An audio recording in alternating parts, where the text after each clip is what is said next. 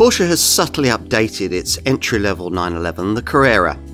The flat 6 engine lacks the T-hybrid tech you pay more for on the GTS model, but it now develops more power, 394 PS, and has bigger brakes and rear-wheel steering. Plus, you get a lightly evolved exterior look and a more digitalised cabin. Now, we've tested almost every generation of 911, and each time we try a new one, there's the same sense of excitement and adrenaline from the moment the flat 6 out back is gunned into action, something now done in this updated 992.2 model with the press of a button rather than the previous twist of a fascia switch. There's still that guttural flat 6 roar that flares briefly, then settles down into the usual pulsing beat. You ready to go? Very quickly as it happens, even though this base Carrera doesn't get the T-hybrid technology that, as part of the 992.2 update, has so dramatically boosted the power output of the mid-level GTS variant to 541 PS. We'll cover that car for you separately. This Carrera gets a much more modest 9 PS power upgrade thanks to its twin-turbo 3-litre flat 6, gaining turbos from the old GTS and a charge cooler from the top 911 turbo. That hasn't affected this base engine's 450 Nm torque output, but it has boosted power to 394 PS, enough to keep this Carrera somewhere close to the 427 PS figure of its closest market rival, the Mercedes-AMG GT43. Despite the power deficit, it feels faster than its Stuttgart competitor, not surprisingly because it's nearly half a ton lighter. Rest to 62 miles an hour occupies 4.1 seconds, and this Zuffenhausen sports car wouldn't let up until it reached 183 miles an hour, were you to be on the main straight at Silverstone or the Nürburgring, or perhaps, rather bravely, on a de-restricted autobahn. As part of the 992.2 updates, bigger brakes are being added. They're even more arresting than the previous very effective 4-piston setup.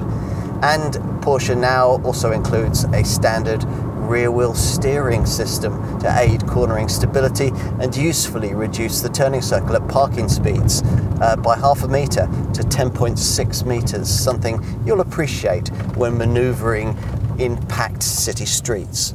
As ever, two things define 911 ownership: that classic shape and the glorious howl that you get from the flat 6 boxer motor out back. You could perhaps argue whether this engine really has the mid-range, spine-tingling character you'd want from a 911, but be in no doubt, the super sports car's genes are very much in there. When the time is right, the road opens up and you're able to plant your right foot, the car simply lunges forward towards the horizon. The flat 6 isn't brash like an AMG V8 or shrill when revving out like an Italian V8, but it certainly serves up plenty of orchestral fireworks, embellishing your progress with whooshing turbines, fluttering wastegates, and sonorous roars. But you only get all that when you really want it. This isn't one of those engines that's always trying to remind you of its prodigious power. With so much low and mid-range torque from this power plant, you can drive it as lazily as you like. 2/3 of peak torque is accessible from just 1500 RPM, and maximum pulling power is available from 2000 RPM. As a result, no super sports car is more usable for those many occasions that you won't want to drive it like a super sports car, helped by the fact that you sit higher than you would in a rival model and visibility is much better. A perfect accompaniment to all of this is the sweet-shifting 8-speed PDK auto gearbox with its expertly judged ratios and cool, lovely metal steering wheel paddle shifters.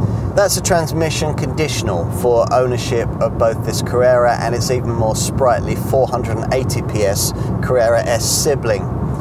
Porsche now restricts availability of its manual stick shift, which now has 6 rather than 7 speeds, to the more enthusiast-orientated 911T, which shares this base Carrera's 394 PS engine and is another variant that we've covered separately. As previously, the selection of drive modes includes a wet setting that senses excess road surface spray and can adapt the handling for slippery conditions.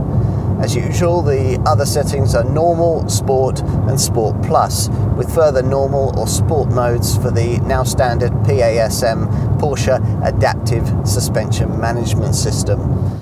For the visual differences with this 992.2 update, you've to start at the front, where a brand loyalist will immediately notice that the previous slim front driving lights are gone. All light functions now sit within these LED headlamps with their characteristic 4-point graphic, which now gains standard matrix tech. Losing those extra lights has made it possible to add larger cooling vents around the model-specific bumper, which retains horizontally split front intakes rather than the vertical ones of the hybrid GTS. There are more detailed differences at the back, where this redesigned light strip with an integrated arc and Porsche logo is intended to make the tail appear deeper and impart a purposeful stance. If you owned the earlier version of this 992 design, you might also notice that the number plate is now positioned higher within this clearly structured rear bumper. This rear grille panel has been redesigned too, with 5 fins per side. It visually connects to the rear window to form a graphic unit that fades into the retractable spoiler below. We may have had to drill down into the detail to cover the exterior updates to this car, but even someone with a mere passing acquaintance with 911 models will be able to appreciate the changes made to the cabin, which power-operated door handles spring out to allow you to enter. For the first time, the 911 has a fully digital instrument cluster. We'll take a closer look at its many formats in a moment, but even though a rev counter can remain its central format, you might think it a shame that the classic analog tachometer is no more, and that the old starter switch has been replaced by the kind of button everyone else uses. Otherwise, everything is much as it was before, in an interior that still feels luxurious, contemporary, and nicely understated. As usual in a 911, you sit low and snug, thankful for the faultless ergonomics and the perfect positioning of the thin 3-spoke Porsche crested wheel, to which this drive mode dial is now fitted as standard. We mentioned this 12.6-inch curved driver's display, the installation of which opens up the opportunity to show full-screen mapping, one of a wide variety of selectable layouts that also include a classic format inspired by the traditional 5-tube Porsche dial design with a central tachometer. As before, infotainment is still taken care of by this nicely integrated 10.9-inch Porsche Communications Management central screen. But this monitor now offers more customization options for drive modes and driver assistance systems, plus there are lots of new connectivity features including video streaming, along with the usual weather and news reports, and a sport chrono lap timing section if you've ticked the box for that feature. With most rival supersports cars, Aston Martin's Vantage, the Mercedes-AMG GT and McLaren's GTS for instance, this is where we'd be finishing our tour of the cabin, but the 911 has its reputation as the most practical model in its class to uphold, hence the continued availability of 2 small rear seats, though these days you have to specify them as an option. Surprisingly, Porsche doesn't charge any extra for the privilege.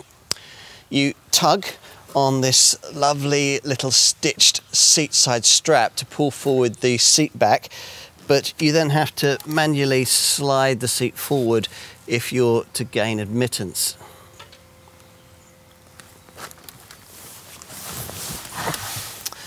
And once inside, well, it's predictably very cramped back here, but you'd put up with it in preference to a rainy walk back from the pub, and 2 small children would be fine over relatively short distances. This front-mounted boot will be 132 litres in size regardless of your chosen 911's rear-driven or 4-wheel drive status.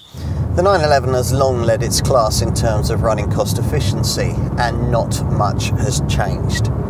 A base 394 PS Carrera Coupe manages up to 28 miles to the gallon on the WLTP combined cycle and 229 grams per kilometre of WLTP rated CO2. The figures won't vary too much from that if you go for the Cabriolet body style, but they do fall slightly with the identically engined Carrera T, which in coupe form records 26.9 miles to the gallon and 237 grams per kilometre. But strangely, they recover a bit with the more powerful 480 PS Carrera S, which as a coupe records 27.4 mpg and 233 grams per kilometre. In summary, what we have here is a worthy evolution of the world's longest running sports car dynasty. Porsche is banking on the fact that the excellence of this 911 will help to simplify the decision over whether to commit to the significant outlay involved in buying it. If over half a century of development has taught us anything, it's that you wouldn't bet against them succeeding in doing just that.